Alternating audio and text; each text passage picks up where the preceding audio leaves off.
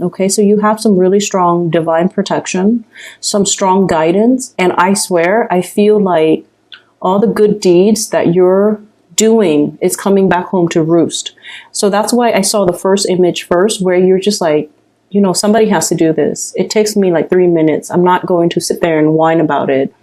And so I'm just going to do it. I'm just going to get it done. You don't keep scores. You don't, boast over, I did this yesterday, so you need to do it today. You're not one to keep scores. You're not one to,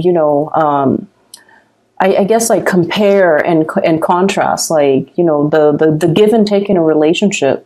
And I feel like you do it out of the goodness of your heart. And that's why I feel as well, that's why the universe is really rewarding you for your hard work, for the selfless way in which you give of yourself to other people. And so let me just say this. I feel like there's a very gendered thing going on here. And the reason I bring that up is we have here the Knight of Swords and the Queen of Swords, okay? Like the masculine and the feminine. What I'm feeling is, for those of you that self-identify as, the feminine, I'm almost sensing this concept about you've been jaded, you've been hurt in the past, okay? And so I almost feel like your heart is a little bit closed off. So that's for the feminine viewers, okay? If you self-identify as like the feminine Scorpio, you could be like, in a gay relationship. If you identify as the more feminine one in the relationship, I feel like you've been hurt many, many times. You were always, always, always given of yourself. And I feel like people took advantage of it.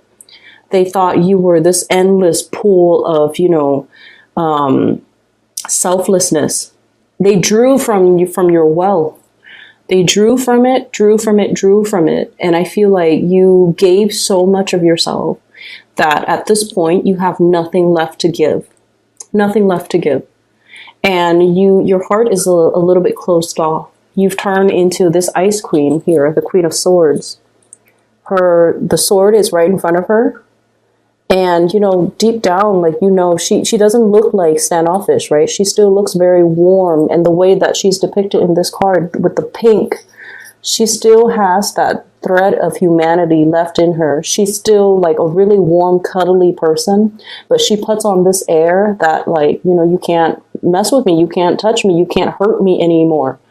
But I feel like deep down, for many of you, you're sick and tired of being taken advantage of. You're sick and tired of sticking your neck out for other people who take advantage of you or who don't deserve it. At the end of the day, you realize that you might have been sticking out for the wrong people.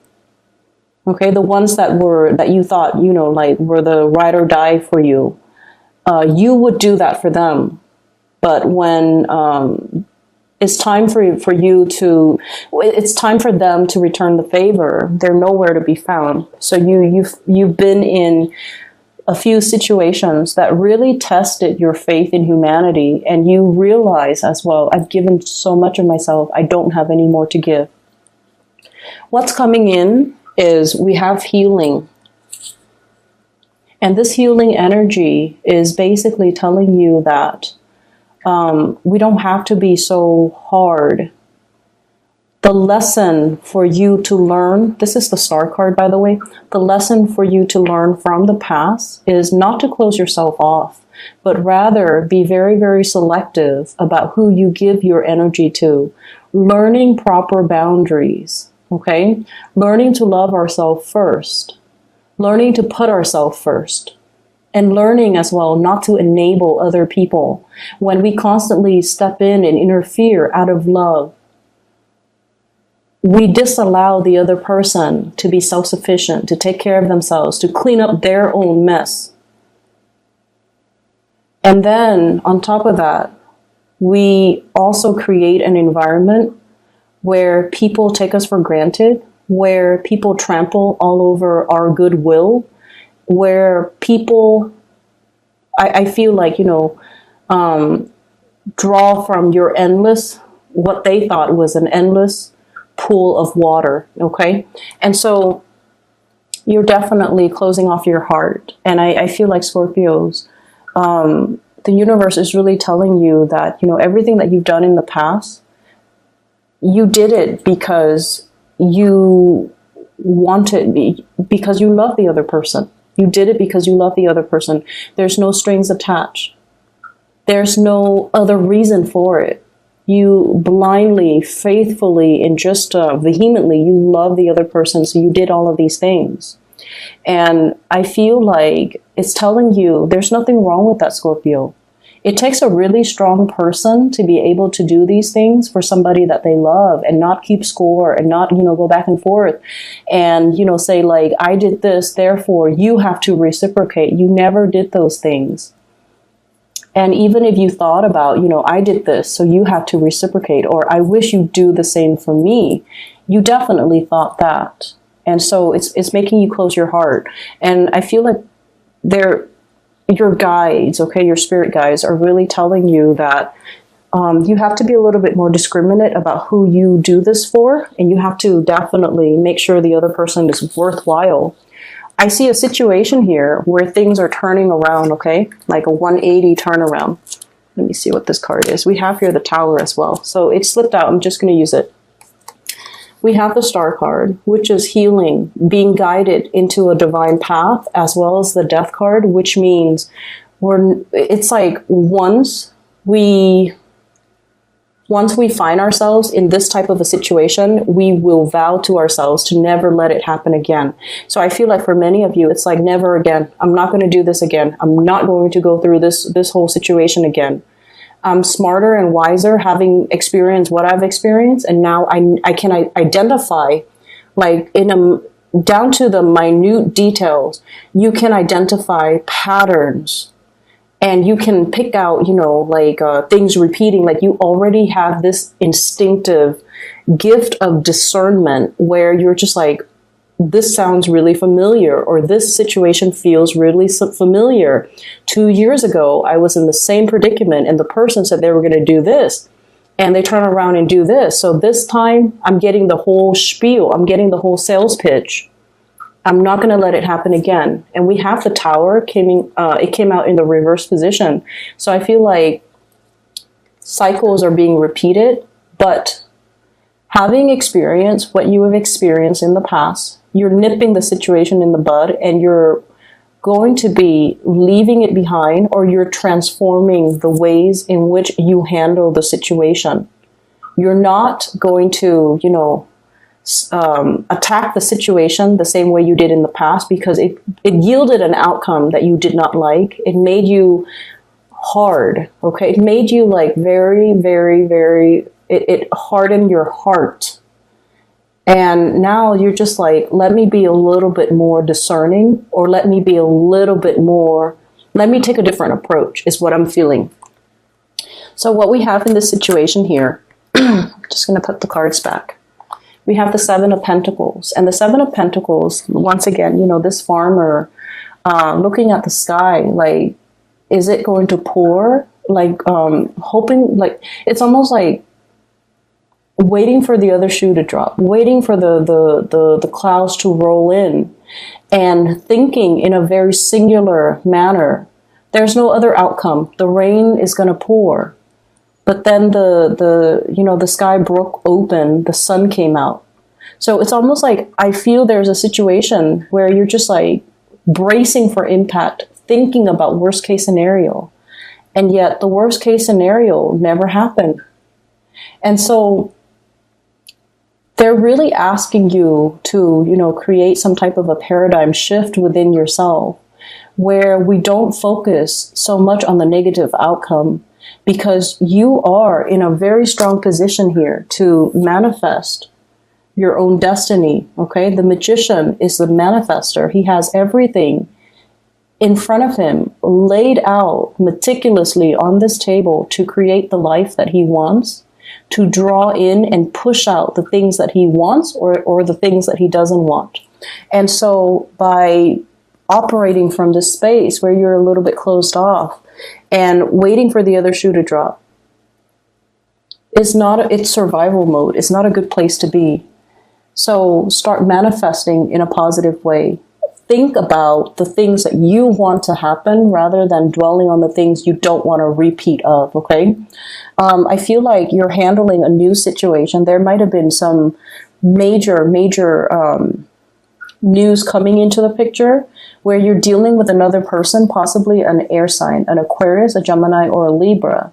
You're taking a different stance. You're taking a different approach. You're possibly moving away from the way in which you've handled this situation in the past. Or I feel like there's a almost like a strategic way in which two people are trying to, work together and trying to fix old situation or trying to work together as a unit. Okay. So that's for the more feminine Scorpio. There is as well, I feel like, so for example, when I say masculine, okay, so a lot of my viewers, 83% at this point, on and off each month, about 80 to 83% are female, okay, self-identified females. And so there is another storyline here for the more masculine Scorpios.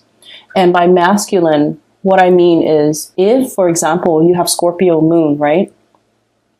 But your sun sign is in a masculine sign, like an Aquarius or a Sagittarius, and you are watching this, this might apply to you. So even if you're female and your sun sign is in a masculine sign, or whatever you identify as, if you're a male Scorpio watching this, this might apply to you. If you are self-identified like a masculine female watching this, so gender is very fluid. I'm not going to dwell on that. So this might even apply for those. They both might be applicable, but who cares? What I'm seeing here is there's a nesting instinct. There's a almost like a maternal instinct coming out for you guys, okay? For many of you, especially if you have been, I feel like Scorpios, you're very, very aware of you're very aware of your strengths and weaknesses, okay? You're very self-aware. You know yourself really well. So I'm not dealing with people who are, who don't have self-awareness or who know themselves on a very superficial level. You are totally aware of your shadow side. You're also very aware of your enlightened side. And I'm seeing a lot of people wanting to, change themselves for the better, okay? Wanting to transform, wanting to put their best foot forward, understanding what it means to be responsible, understanding what it means to sacrifice for the people that they love, and seeing the proper value in people. You're very aware. You are also very, very aware that there's a situation in your life where somebody's taking you for granted, where the give and take is not balanced. You are totally, totally aware. And I feel like it bothers you more than you let on. You don't want to be taken advantage of. Scorpios hate that. But you're also in a position where you understand that the other person is dealing with their deficits. They have deficits. And so you are aware that they are not perfect, that they might need this extra help because this is not a field of expertise that they're comfortable in, or this is not, their strength. And so you might be helping them clean up. You might be helping, with the everyday mundane things because they're just not reliable or they're just not good at doing these things. They might be good at other things, who knows, but this is something that they're not good at. So you don't mind taking on the responsibilities, but I feel like it bothers you. It bothers you that they don't work on their weaknesses because you guys are, like I said, coming into this sense where you're trying to improve yourself. You're working towards self-embetterment. You're trying to make yourself whole. You're trying to work on those shadow side of yourself. But the other person, you could be dealing with an air sign, Aquarius, Gemini, and Libra, who's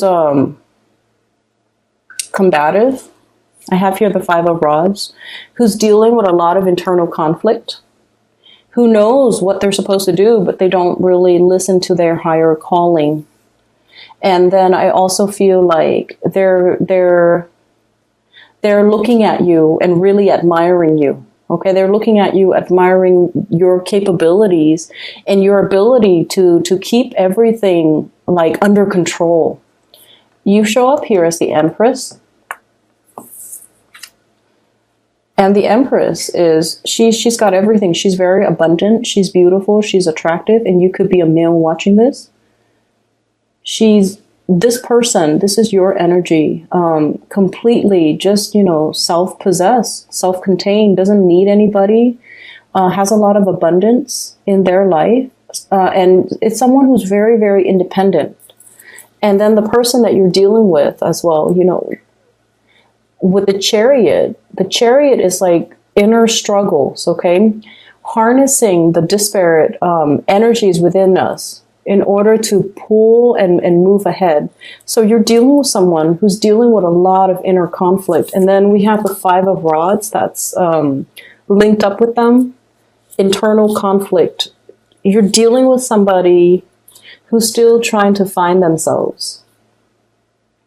You're dealing with someone who's not ready.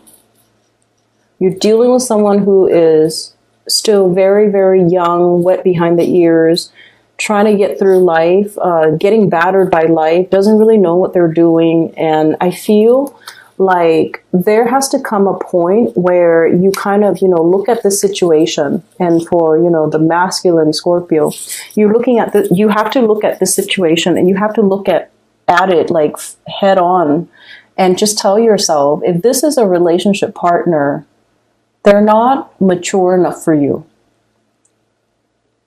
Okay? If you get involved with them, you're constantly picking up the pieces that they leave behind.